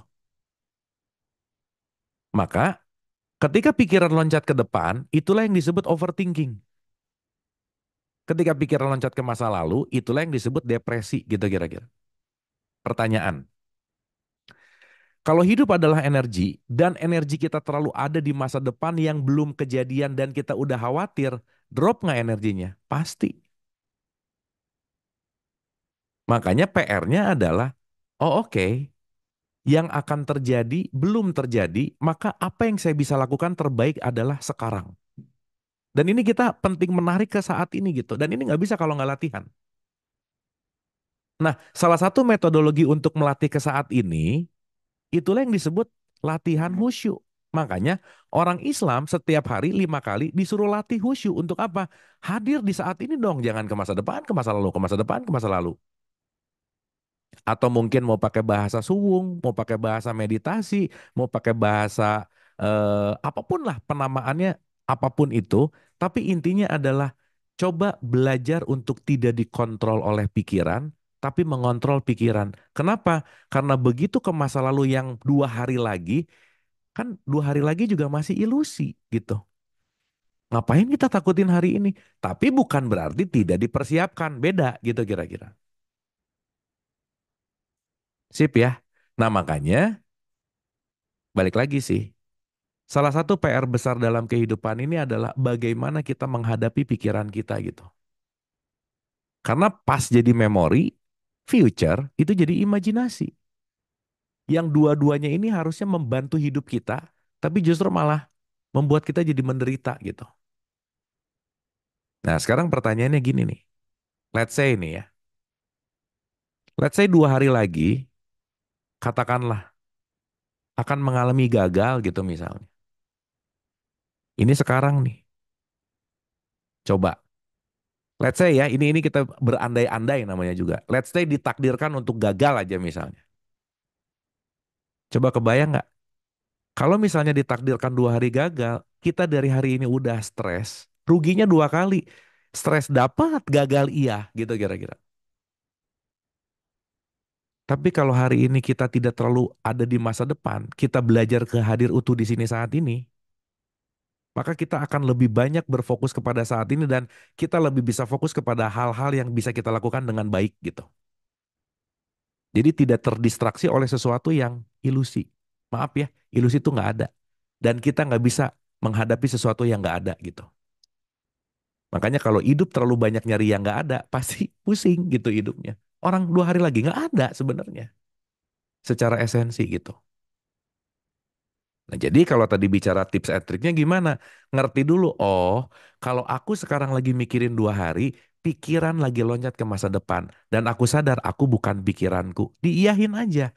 Ya oke, nggak usah login gitu. Karena pikiran itu tamu. Nanti datang, nanti pergi. Nanti datang, nanti pergi. Nah kalau tamunya di entertain, dikasih makan, jadi makin gede. Saksikan aja. Begitu ketakutan itu, belajar disaksikan. Begitu ada hadir lagi, belajar disaksikan. Artinya nanti disadari bahwa, oh oke, daripada saya stres sekarang padahal kejadiannya baru 2 hari lagi, mending sekarang saya mempersiapkan untuk banyak belajar. Mending saya mempersiapkan waktu untuk apapun yang akhirnya kalau kita lagi ada di saat ini tapi pikiran di masa depan, itu energinya drop jadi lemes gitu. Jadi tidak berdaya gitu. Akhirnya kalau dalam perspektif energi tadi, frekuensi tadi, itu bisa terjadi ada di level-level bawah gitu. Nih contoh, bisa ada takut misalnya 100 levelnya, atau sedih, atau bahkan putus asa. Coba, daripada di level ini, mending ditarik ke saat ini. Dah, saya mau berani aja. Ingat ya, berani itu gratis. Maka ketika mendingan saya pakai untuk berpikir gitu, untuk melakukan strategi gitu. Nah nanti ketarik lagi ke bawah, nggak usah login, balik lagi ke sini. Ketarik lagi ke bawah, nggak usah login, balik lagi ke sini. Maka belajarlah untuk mengamati pikiran yang hadir gitu salah satunya. Dan itu kan konteksnya adalah khusyuk gitu. Akhirnya nanti kalau kita nggak khusyuk, nggak ada fokus, jadi nggak jelas gitu kira-kira. Nah, betul kan? Betul kan saya jadi nggak fokus terhadap iya, karena kenapa? Pikirannya dipakai untuk ngabisin energi di masa lalu gitu. Gitu teh kira-kira. Nah, jadi kalau tadi balik lagi ke pertanyaannya Teteh, Mbak Mentari tadi, gimana? Belajar ketika pikiran lagi mencoba ke masa depan, coba tolong disaksikan aja. Dan itu bukan real. Pikiran lagi ngajak ke masa depan. Dan memang tugas pikiran untuk begitu. Tapi kita balik lagi ke tengah, ke center. Balik lagi ke tengah. Dan ketika kita mulai belajar ke tengah, di center, kita mulai belajar untuk fokus gitu. Nah, salah satu hal yang paling mudah untuk belajar ke center adalah jangan terlalu banyak multitasking. Itu nomor satu. Lakukan satu dengan fokus, baru lakukan yang lain. Stop multitasking. Lepasin multitasking. Karena dengan multitasking kita akan membuat pikiran kita tuh bercabang terus gitu kira-kira. Nah, itu juga bisa dengan metodologi banyak lah ya. Kalau Mbak Mentari suka meditasi bisa dipakai, khusyuk bisa dipakai gitu. Saya rasa sementara gitu saya balik dulu ke Mbak Mentari. Gimana? Ada respon balik? Halo Kang, iya. Aduh, hatur nuhun pisan Kang atas masukannya ini. Betul sekali itu tadi yang disampaikan Kang Aboy terkait multitasking. Lalu saya jadi gak fokus karena fokus saya terus ke si ketakutan itu gitu Kang. Selama hari ini gitu ya. Setelah saya menerima surat itu saya udah fokus di situ gitu gimana gimana tanpa ada pergerakan gitu dari sayanya. Eh, dan betul Kang itu yang multitasking itu, itu selalu apa ya berlari-lari oh sambil ini harus begini terus gitu kan, kayak dikejar-kejar apa ya. Hmm, Kadang suka ngeluh, aduh kayaknya ini nggak cukup deh waktu gitu. Seolah-olah, iya, iya. iya Karena kayak nggak gitu fokus gitu kan. kan. Iya Kita betul dikejar betul. terus gitu. Menarik banget ini Kang. Alhamdulillah ya. Terima Nah, kasih Teh, banyak. boleh Mm, nggak saya mm. kasih mantra, Teh? Ini sakti mantranya, Teh. Gimana gimana Bang? Nah, nih mantra. Ketika Teteh lagi kedatangan tamu-tamu itu, bilang aja di dalam hati dengan mantra yang penuh dengan sangat ikhlas. Kalimatnya sederhana, Teh. Ntar juga lewat. Udah gitu aja, Teh. Oh, Ntar juga lewat. hmm. Betul nggak? Betul betul Iya, semuanya pasti lewat betul gitu. betul. Mau nggak mau, suka nggak suka. Karena semuanya pasti penting untuk kita hadapi gitu. Dan semuanya pasti lewat. Dan begitu kita sadar begitu, ada gini, ntar juga lewat, balik lagi ke tengah. Ya udah, ya memang harus dia lalui, mau gimana? Itu realitasnya. Ntar juga lewat, ntar juga lewat. Nah, dengan kita punya mantra ntar juga lewat, at least ketika pikiran lagi ke depan dan dengan kondisi yang voltasenya tinggi dengan future gitu, anxiety, di situ kita bisa menyadari untuk jadi anchor ke tahap ke di sini saat ini. Fokus lagi nih. Sekarang mendingan saya nyiapin aja deh gitu. Daripada overthinking ke depan ngabisin energi, mending saya nyiapin strategi gitu kira-kira. Hmm, Gitu teh. siap siap. Aduh, hatur nuhun pisan Kang Abu. Sip ya. Ya, Pokoknya apa teh? alhamdulillah. Ya, hatur Ntar nuhun juga pisan. lewat teh. Aman Betul. teh. Ya. Setuju, setuju sepakat Kang. Ya, alhamdulillah hatur nuhun pisan Kang Abu. Hatur nuhun Sami-sami atau pisan. nuhun. Ya. Mangga, mangga, mangga. Betul. Assalamualaikum warahmatullahi wabarakatuh. Salam. Ya, turun tadi. Ya, jadi Hatur tetap nuhun Kang. berpikir Kang ya, cuma jangan kebanyakan gitu ya. Iya tuh Kang. Jangan Ya, dikuasai Kang. jangan dikuasai ya. Ntar juga Dan kita lewat. tuh jarang, Kang maaf ya, kita tuh jarang berpikir Kang. Hmm. Kita tuh seringnya adalah melakukan kebiasaan. Hmm. Nggak mikir dulu gitu. Kita tuh jarang melakukan dengan sengaja, Kang. Makanya Contohnya kenapa gimana perlu Kang? niat? Kenapa, Kang? Contohnya kayak gimana? Contoh, dari bangun tidur mau ke kamar mandi kemana? Emang kita mikir dulu kan? Enggak, otomatis aja. Hmm. Semuanya otomatis makan, otomatis sholat juga otomatis gitu. Ya, makanya kalau sholat nggak niat, kalau sholatnya otomatis Allah rokaat dua, rokaat tiga, sampai rokaat aja lupa coba gimana, Kang? Saking otomatisnya coba. Betul Atau nggak? mungkin ketika marah langsung aja otomatis kan ya, nggak Otomatis, berpikir. marah otomatis. Kang Yodi emang kalau lagi nyetir mikir kan enggak ya? Udah aja gini, bisa sambil ngetir. Betul nggak? Ya. Gitu kira-kira. Nah makanya waktu kita bahas bahwa kita banyak dikuasai oleh alam bawah sadar. Dan bukan buruk, bukan. Tapi Hmm. penting untuk kembali kepada sadar gitu. Karena kalau kita dikuasai oleh alam bawah sadar, oleh kebiasaan, ya kita akan berputar-putar di level yang sama terus gitu kan. Gitu intinya. Dan Ya, kecemasan, kekhawatiran tuh kebiasaan kan. Mau nggak mau. kebiasaan itu Kang. Skill kan. Skill. Jadi kalau ditanya, skill kamu apa? Skill aku tuh cemas tingkat tinggi. Nah bisa kan gitu kan misalnya. Bagus tuh kan Skill buat ngelamar eh, kerja tuh kan. skill aku tuh marah-marah gitu. Aku tuh kalau marah-marah jago banget gitu misalnya. Itu skill loh. Jangan salah. Gitu kan. Siap, siap. Sip Baik, ya, ada kira Bu Nuning sama Pak Ang. Namun sebelumnya nih, Kang Abu ada Pak Ahmad Jagoli nih dari pertanyaan ya, eh, eh, dari chat maksudnya.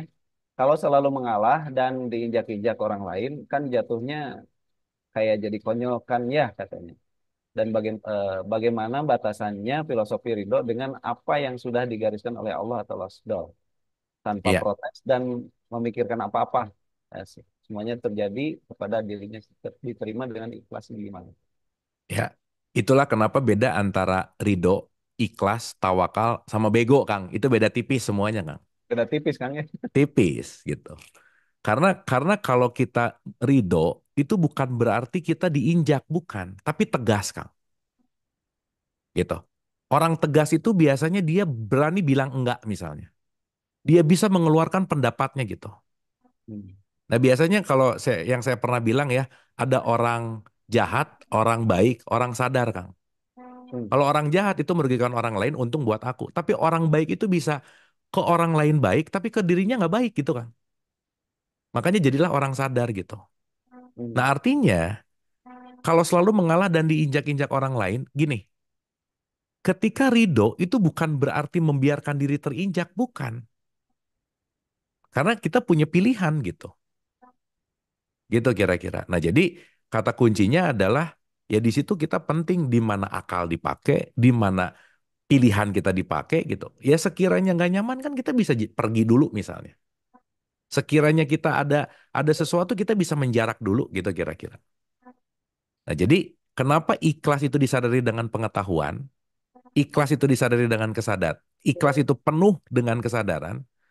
Karena kesabaran tanpa pengetahuan itu namanya jadi bodoh gitu. Ah, aku sabar aja, kenapa dipukulin? Kan harus sabar. Jadi aku dipukulin diam. Itu mah bukan sabar namanya gitu. Itu gampangannya, Kang. Nah, jadi kalau kembali lagi ke pertanyaan tadi bahwa ya penting di situ ada knowledge-nya, penting juga di situ ada keputusannya, dan kita tahu secara keilmuannya gitu. Jadi ridho bukan berarti membiarkan aku disiksa gitu, bukan. Tapi justru aku mengambil tindakan yang tepat gitu. Gitu Kang, kira-kira Kang. Ya, jadi ridho itu bukan pasif ya kan, tapi aktif Bukan. ya malah.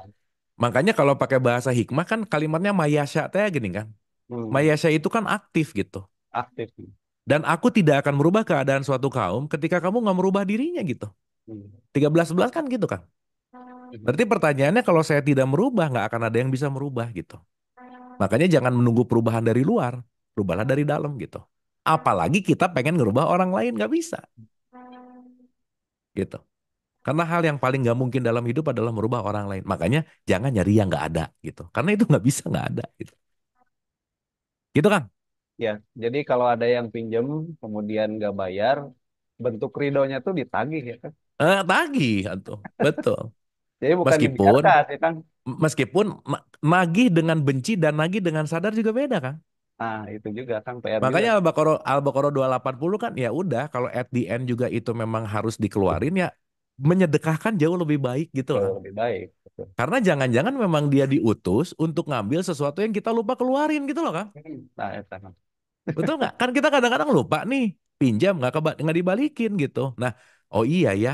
Ya tapi kan perjanjiannya muamalah ya tetap harus ditagih dong. Bukan berarti nggak ditagih. Nah, orang baik itu nggak enakan buat nagih Kang. Iya. Makanya jadi orang baik itu menderita Kang. Hmm, Makanya saya sarankan jangan jadi orang baik, jadilah orang sadar gitu. hmm, Gitu. Karena Quran tidak nyuruh kita jadi orang baik, jadilah orang yang berbuat baik. Beda ya kan? beda kan. Betul. Kalau orang baik tuh people pleaser tuh gini kan, ya udah aja, nggak bisa Ya, bilang enggak, nggak bisa nolak gitu. bilang Kayak ridho tapi ngenes gitu kan. Nyelak bilang gitu udah kan. tapi ngeles gitu. Bahasanya mah ridho, ah udahlah ridho ikhlas tapi nyelak gitu kan. Nah orang baik tuh banyak lagi Kang masalahnya gitu. Ya, nggak enakan kan betul. Nggak enakan. Wah Iya, udah siap-siap jadi kayak lilin aja, menyinari yang sekitar tapi kebakar dirinya ya. gitu. Kan ada Nah jadi istilahnya, udah ridho aja, insya Allah kesal katanya kan. kalau gitu mah bukan insya Allah Kang, pasti Kang. Pasti, oh ya pasti. Iya, iya. Siap. Baik, selanjutnya Oke, Kang, ada tiga lagi nih Kang. Gimana? ya Lanjut Bu aja Kang. Nuning boleh. Ya, silakan Bu Nuning.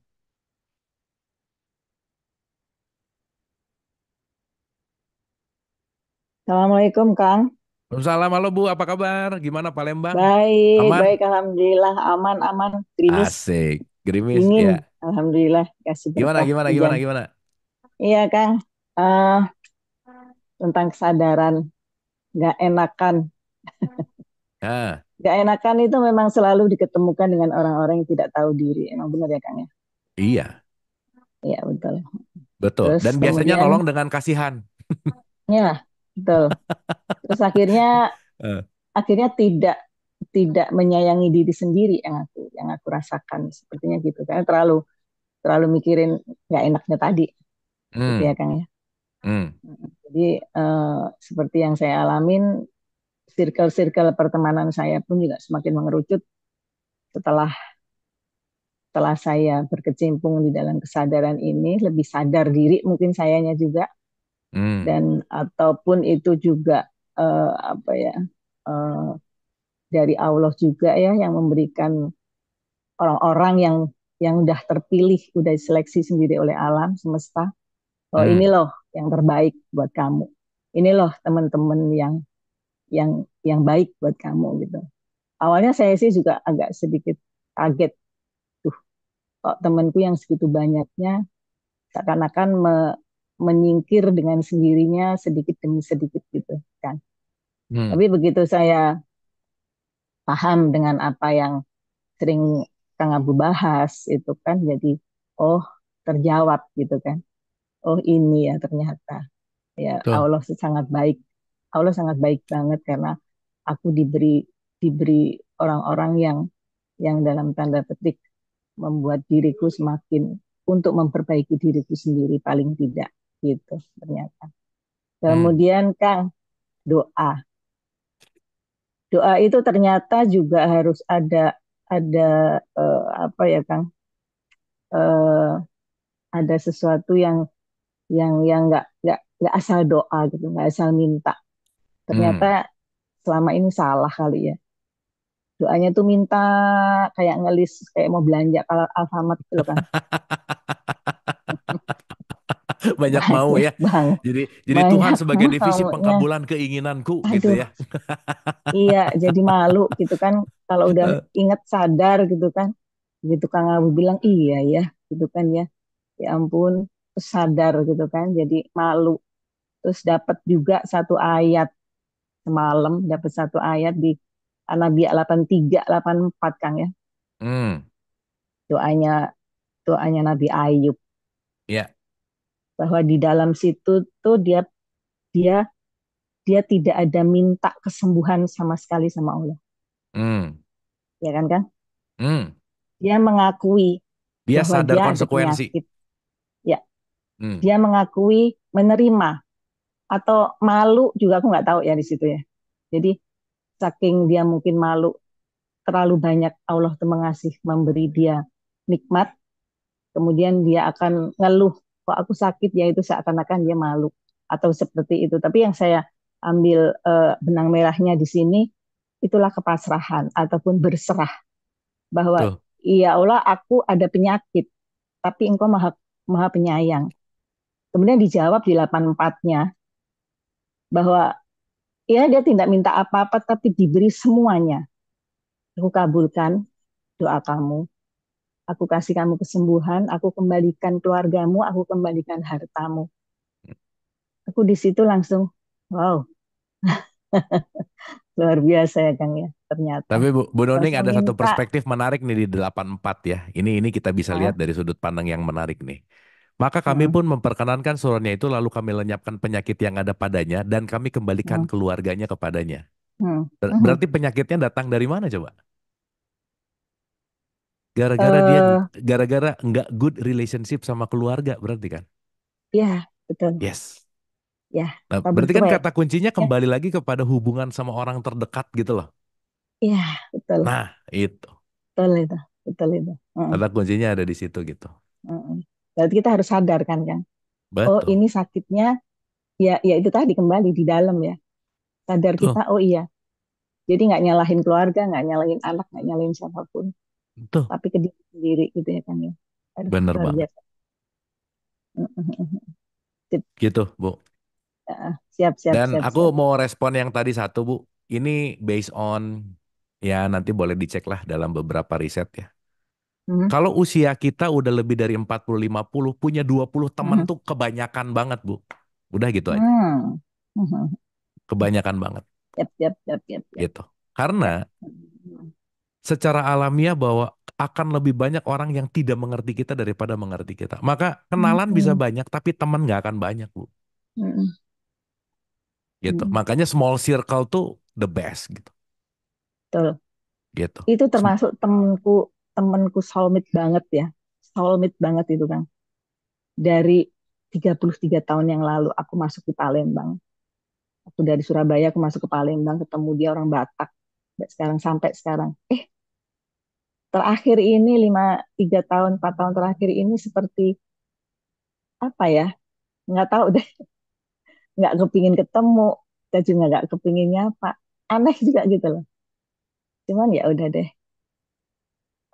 Aku iniin aja deh. Nggak apa-apa lah Ya, gitu ya. Nanti Kan mungkin ketemu di semuanya titik ada yang semuanya ada jatuh temponya, Bu. Udah gitu ya aja. betul, betul, betul. Dan itu pasti, dan itu pasti ya Kang ya. Itu pasti. Nothing lasts Betul, forever lah betul, udah betul. pokoknya. Yes, yes, yes, yes. Ya. Oke, Yang oke, oke, oke. yang penting adalah kita boleh kehilangan teman, kita boleh kehilangan apa, kita boleh kehilangan apa. Yang paling Hmm, jangan adalah jangan sampai kehilangan diri sendiri, Bu. Itu aja. ya, betul itu. Wah, udahlah. Berusaha untuk betul, betul. Yang tadi yang nggak enakan tuh berusaha aku pupus pelan-pelan. Pelan-pelan sih. Yang nggak enakan, biasanya orang Jawa itu selalu begitu ya. Bukan apa-apa ya Hmm. dalam arti kata, ya kan, masuk ke Sumatera ini Palembang kan begitu ya, begitu. Jadi nggak enakannya masih dipakai. Ternyata kok tadi kayak pertanyaan ibu tadi juga kok jadi diinjek-injek. Ya bukan diinjek-injek. Akhirnya di sini aku sadar, aku bodoh banget ya, gitu kan Eh, ya. Jadi aku tidak kayak seakan-akan tidak punya harga diri. Oh no, aku bilang gitu. Oke deh, bangkit dengan kesadaran yang lebih.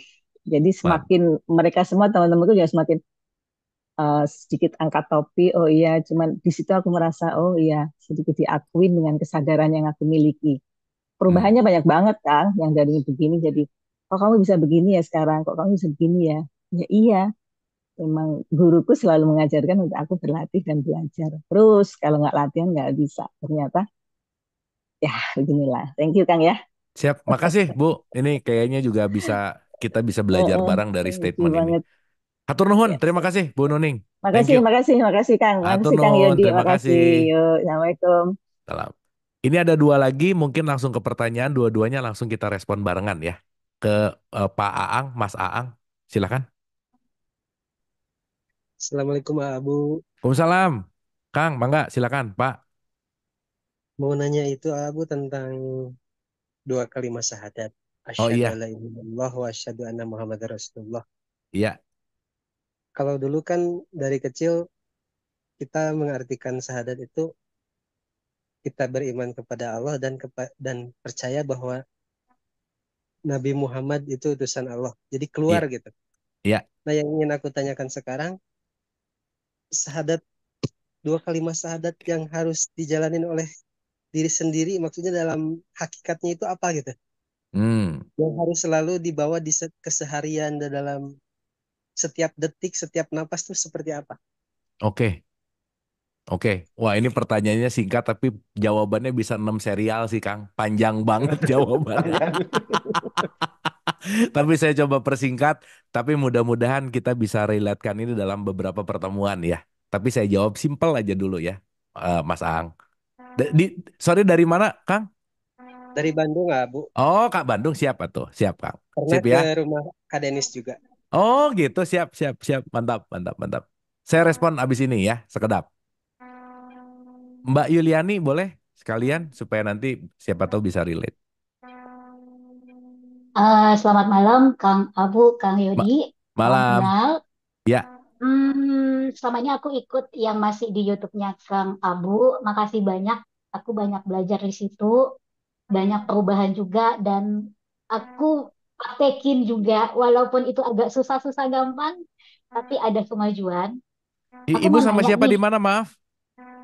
Aku Yuli di Bulgaria. Bu, di Bulgaria pantesan masih Ya, siang. iya, pantesan Jam siang. berapa di sana, Bu? Kirain lampu itu, Bu. Jam, jam setengah 6. Oh, gitu. Setengah 6 Sorry. sore. Oh, jadi YouTube saya nyampe ya ke Iya. Bulgaria ya. Oke deh Wah, kalau gitu. Nyampe. hebat ya, Kang ya. Semesta mengizinkan. Gak harus ketemu Kang Abu. Aduh. Udah berapa lama, Bu, di Bulgaria by the way? 12 tahun. Oke, kalau di Indonesianya dari mana? Manado. Oh, Manado. Oke, oke, oke. Mm-mm. Ntar bahkan Bulgaria saya lihat peta dulu di mana sih, Bu? Oh, di situ ya. Oke, Oh, oke. sebelahnya Turki. Sebelahnya Sebelahnya Turki. Turki, yes, Sebelahnya yes. Yunani. Iya, Maaf Bu, itu. saya geografi waktu itu nilainya 4, jadi kurang ngerti ya kalau Sama, tentang tata sama, letak. sama Kang Abu. Udah jangan tanya. Kalau Silakan, nggak silakan. itu aja nggak ketahu. Silakan. Aku mau nanya gini. Em, apa ya?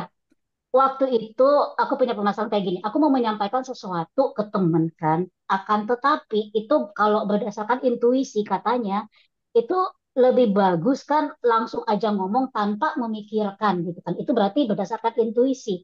Akan Hmm. tetapi ketika aku belajar dari Kang Abu katanya kita harus memiliki jeda. Hmm. Nah, itu aku agak kebingungan itu harusnya gimana ya. Sedangkan kalau mengikuti intuisi, kalau kita nggak ngikutin, justru itu melemahkan intuisi kita. Oke. Thank you, Bu. Saya langsung dulu ya. Oke. Maksud saya berjeda adalah ketika jeda intinya adalah menghidupkan intuisi gitu, Bu. Karena kalau tanpa jeda pikiran yang akan aktif langsung gitu loh, Bu. Contoh ya, ada Hmm. sesuatu yang datang ke kita dan kita biasanya meresponnya dengan yang namanya kebiasaan. Betul nggak, Bu? Oh. Ya. Berarti kalau supaya kebiasaannya stop harus agak sedikit pause momen dulu nggak kira-kira? Iya. Membiarkan Iya. ketika pause itu ada, membiarkan ketika si jeda itu hadir, itu nge-freeze dulu pikiran gitu. Dan membiarkan intuisi yang taking over gitu, Bu, bahasanya. Mhm. Gitu kira-kira. Nah, jadi kalau kemarin atau yang sering saya bilang bahwa kenapa kita perlu pause dulu, supaya kita ada jeda antara peristiwa dan aksi gitu.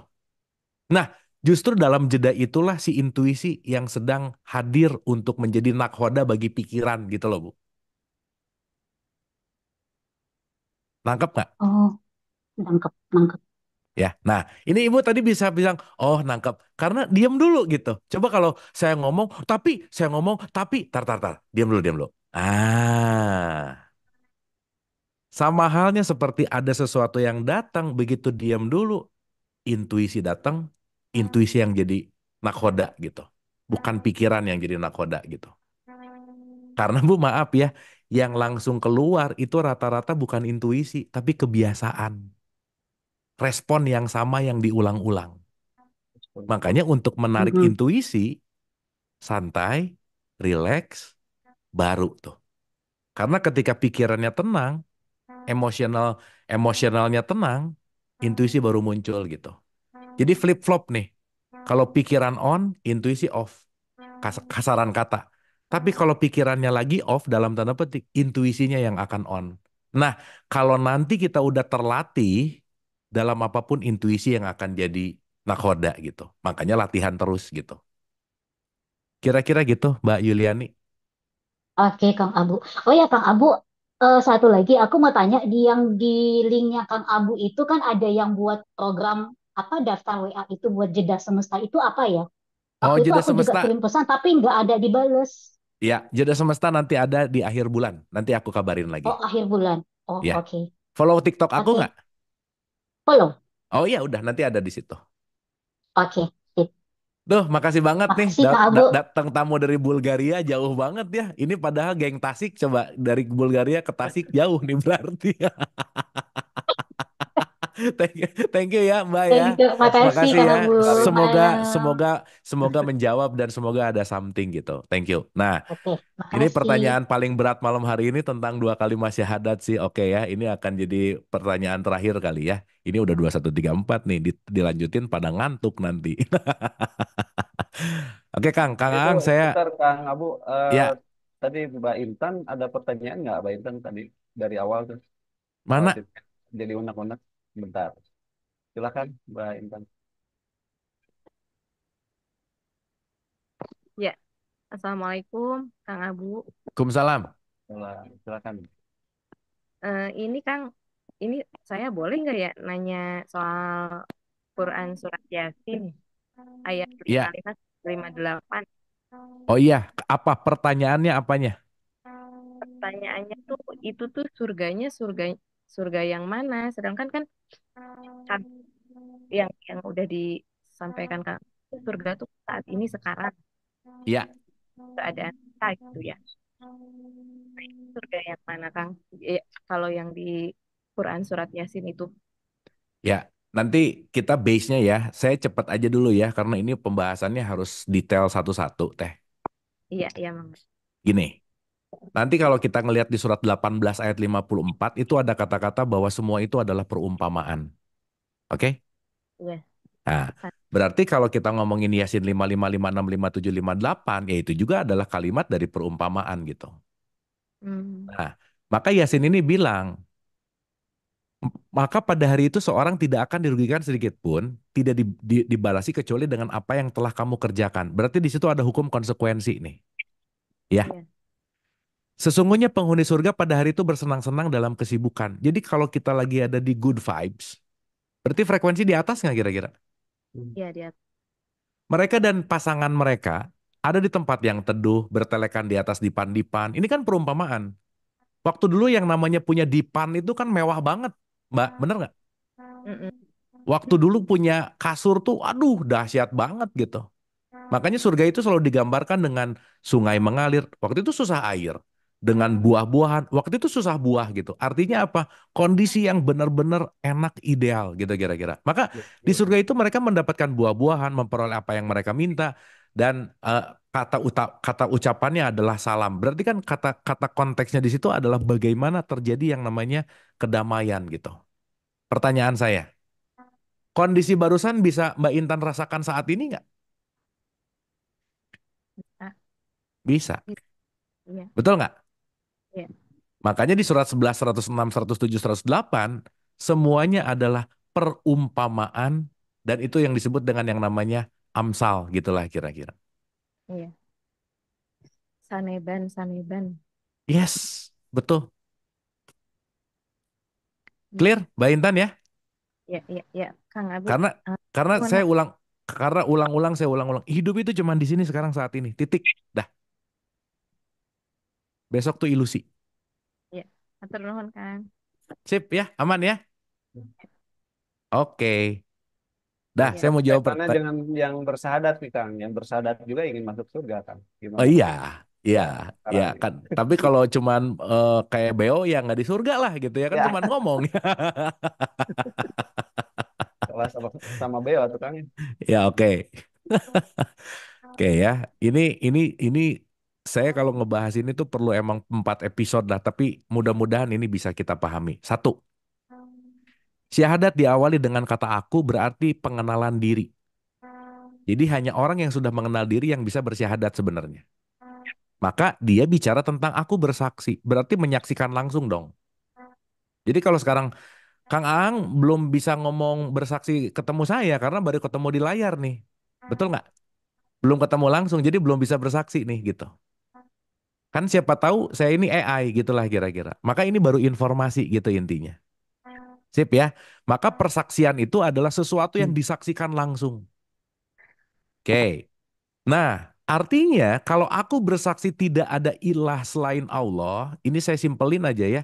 Aku bersaksi bahwa tidak ada dualitas kecuali realitas. Kan Tuhan itu banyak ya, tapi realitas itu ya satu, Esa. Berarti tidak ada ego kecuali aku menerima realitas. Itu yang paling gampang. Maka harta bisa jadi ilah, anak bisa jadi ilah, jabatan bisa jadi ilah, semua bisa jadi ilah, followers bisa jadi ilah, gitu kira-kira. Maka jangan menggenggam ini menjadi sesuatu yang paling untuk membuat kita jadi tenang, damai, dan bahagia. Nggak bisa, kenapa? Dia ini berubah, kecuali kita hanya bisa mau menerima realitas gitu. Ya, ini nanti kita bisa bahas nih. Nah sekarang yang keduanya nih, ini yang paling luar biasa sih. Aku juga bersaksi bahwa Muhammad adalah Rasul Allah. Pertanyaannya, maaf ya ini mungkin agak harus lebih dewasa sih dengernya. Berarti kalau disuruh menyaksikan Muhammad, emang kita ketemu sama Nabi Muhammad kan? Enggak. Dan yang menarik di sini adalah yang disebutkan bukan nama nabinya, tapi Muhammadnya gitu. Nah, saya mau balas, mau bagi dulu begini, Kang Ang, supaya nanti kita ngerti alinea kedua itu apa sih gitu. Rasul tuh utusan ya. Ya Allah tuh realitas lagi tadi gitu. Nah pertanyaannya kalau dua-duanya disuruh bersaksi, berarti kan harus menyaksikan langsung dong. Nah, yang penting untuk disadari dulu, mungkin ini sepotong dulu ya, nanti insya Allah kita detailkan. Kita sama-sama harus bisa membedakan mana, gini, nama nabi terakhir kita tuh siapa sih? Nama nabi terakhir kita adalah Ahmad bin Abdullah. Itu namanya. Dan beliau baru jadi Muhammad setelah 40 tahun Setelah lahirnya Ahmad, baru lahirlah Nabi Muhammad. Di sini Nabi nih. Nah, jadi kalau sekarang ada pertanyaan bodoh aja. Kapan sih lahirnya Nabi Muhammad? Pasti banyak yang jawabnya 12 Robiul Awal. Enggak. Yang lahir 12 Robiul Awal itu bukan Nabi Muhammad, tapi Ahmad bin Abdullah. Kenapa? Karena beliau begitu lahir belum jadi nabi. Berarti pertanyaannya, kapan lahirnya Nabi Muhammad? 17 Ramadan, 40 tahun setelah 12 Rabiul Awal, Ahmad bin Abdullah lahir. Baru dia jadi Nabi Muhammad. Pertanyaannya waktu syahadat nggak ngomongin Ahmad, nggak ngomongin Nabi Muhammad, tapi berbicara tentang Muhammad itu sendiri. Maka ada 4 perspektif, ada Ahmad, ada Nabi Muhammad, ada Muhammad, nanti yang terakhir ada yang disebut Nur Muhammad. Ini 4-4-nya beda gitu. Nah nanti kita bahas satu-satu. Tetapi kata kunci dalam syahadat itu adalah, ingat ya, Muhammad itu gelar, artinya terpuji. Jadi Nabi Muhammad itu adalah Nabi yang terpuji. Makanya kalau di Makkah di Madinah, mau namanya Ismail, mau namanya Ishak, pasti dipanggil Muhammad gitu. Kenapa? Yang terpuji. Yang terpuji gitu. Jadi di dalam pemahaman yang lebih dalam, ketika aku bersaksi, siapa aku? Aku adalah yang terpuji sebagai utusan Allah untuk tetap menjaga supaya ilah ini tidak menjadi Tuhan. Gitu kira-kira. Ulangi A, yang barusan A. Contoh, saya kasih contoh biar ngerti Kang. Kang, kalau sekarang kita sudah melepaskan ilah dan menuhankan Allah, berarti sifat welas asih ada di dalam diri kita nggak? Harusnya. Ya. Ya. Berarti kalau kita sudah ada welas asih ketika bersyahadat sadar bahwa masa sih aku ini utusan yang terpuji, masa ngejelekin orang? Ana Muhammad Rasulullah. Sifat terpuji itu yang harus dan penting aku rawat gitu loh Kang. Jadi kira-kira Akang atau saya mau ngejelekin orang, Ana Muhammad. Masa yang terpuji ini, yang tadi udah asyhadu alla ilaha illallah, mau ngejelekin orang? Gitu. Sehingga syahadat ini, 2 kalimat syahadat ini akan menjadi rem kita ketika kita mau buat jahat, mau buat curang, mau buat apa. Ngerem bahwa ingat Ana Muhammad Rasulullah. Kamu tuh udah yang terpuji harusnya. Masa utusan yang terpuji ngebuat sesuatu yang tidak disukai oleh Tuhan gitulah kira-kira. Nah jadi dalam aplikasi kesehariannya, kata kunci syahadat ini adalah kesadaran kita untuk tetap ada di wilayah realitas tadi yang membuat kita tetap untuk mewarisi sifat welas asihnya Allah gitu. Gimana Kang? Sampai sini oke dulu nggak? Berarti ini bukan tentang pengetahuannya, tapi tentang rasa ya, Abu. Kalau pengetahuan mah Kang, makanya ketika ada kata-kata katakanlah, 3 surat terakhir Quran itu bukan diomongin. Kamu alami dulu, baru kamu bisa ngomong gitu loh Kang. Akang gimana cara Akang gimana cara mau ngejelasin manis kalau Akang belum pernah nyobain rasa gula, betul nggak? Berarti bersaksi kepada Allah tuh pakai rasa dong. Mau pakai apa lagi selain pakai rasa Kang? Kang maaf ya, kalau bersaksi hanya dinilai dengan kata-kata, kasihan yang bisu Kang. Betul nggak? Gimana caranya mau bersaksi kalau orang nggak bisa ngomong?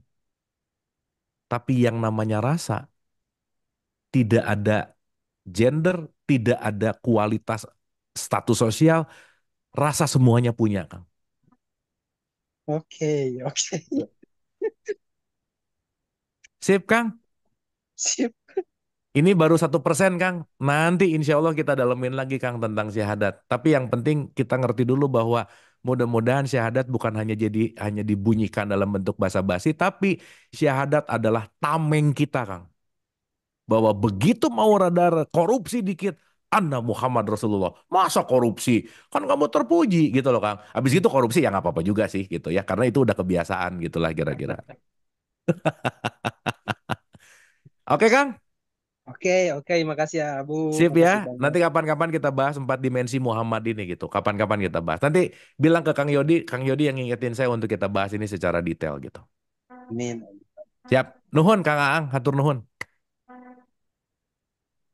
Satu nuhun Kang, 4 dimensi Muhammad ya Kang. Ini Sip. sebetulnya pertemuan berikut ini udah ada yang request juga nih Kang. Ayolah. Apa request apa Kang? Tadi tentang tubuh dan vibrasi katanya Kang di bulan depan. Boleh, boleh Ya, Kang, banget. ya? Boleh banget. Boleh. Boleh. Siap. Dan selanjutnya ini nih 4 dimensi Muhammad nih. Boleh, boleh. Sebetulnya Kang ya. Tapi pas begitu permintaan suka bingung. Apa judulnya gitu. Eh, Sebetulnya ini pancingan ya Kang ya. Pancingan jadi banyak judul. Pancingan. Karena teman-teman kalau kita diskusi ngobrol gitu tuh jadi tahu bahwa di level mana, di kelas mana. Jadi nanti di tahapan berikutnya kita dari sini gitu. Gitu Kang. Dan yang penting dengan dialog ini lebih memperkuat bahwa kita semua sesama murid. Udah gitu aja Kang. Setuju, Kang. Dah gitu aja. Siap. Mungkin terakhir Kang ada yang disampaikan. Kalau Terakhir. materi sih itu Kang sepertinya ya di bulan depan tubuh dan vibrasi. Siap. Siap. Terakhir cuma satu Kang yang pengen saya sampaikan Kang. Langsung ditutup Kang. Silakan. Langsung tutup ya. Ya. Terakhir yang ingin saya sampaikan adalah teman-teman, please jangan percaya omongan saya karena saya tidak berusaha untuk ingin dipercaya, saya tidak berusaha meyakinkan sesuatu, tetapi jadikanlah ini sebagai informasi. Dan yang penting lagi adalah rubahlah informasi malam hari ini menjadi pengalaman dan biarkanlah pengalaman dirimu yang menjadikan hakul yakin, bukan omongan siapa-siapa. Karena kenapa? Allah sebagai distributor utama itu dekat. Jadi kalau distributor utamanya dekat, ngapain ngambil barang dari subagen? Udah gitu aja. Jadi semoga kita bisa langsung direct kepada Allah itu sendiri karena jaraknya teramat sangat dekat. Hatur nuhun, semoga bermanfaat pertemuan kita malam hari ini. Mohon maaf lahir dan batin. Wabillahi taufiq wal hidayah. Assalamualaikum warahmatullahi wabarakatuh. Nuhun. Waalaikumsalam. Terima kasih Kang Abu. Terima kasih Kang Abu. Ketemu lagi Atur nuhun, Kang bulan Abu. depan Makasih ya, ya. sehat-sehat semua ya. Sehat-sehat semua.